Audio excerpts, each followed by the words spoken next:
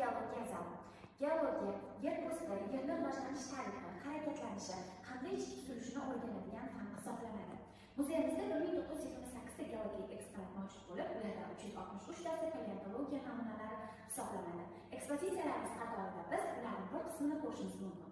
Neft turlari, vulkan namunalari, qani tarkibida temir elementi yuqori bo'lgan tog' jismlarni ko'rishimiz mumkin. Bu qatorda bo'lsa, misli oksidan zonalarda hosil bo'ladigan tog' jismlarimizni ko'rishimiz mumkin. Bu qatorga kelsak, ziynatli toshlar.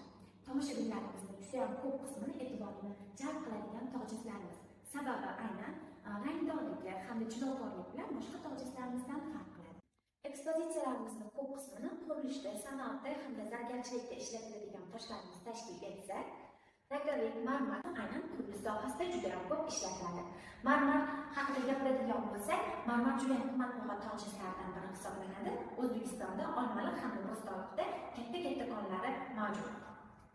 Keyingi tog' jinsimizga keladigan bo'lsak, ko'mir. Insoniyatga ham foyda ham zarar keltiradigan tog' jinslarimizdan biri. Sababi undan chiqayotgan issiqlik insoniyatga foyda keltiradigan bo'lsa, boshqa tarafdan qaraydigan bo'lsak, undan chiqadigan zararli moddalar insonni suyaklarini chirishiga olib kelar ekan.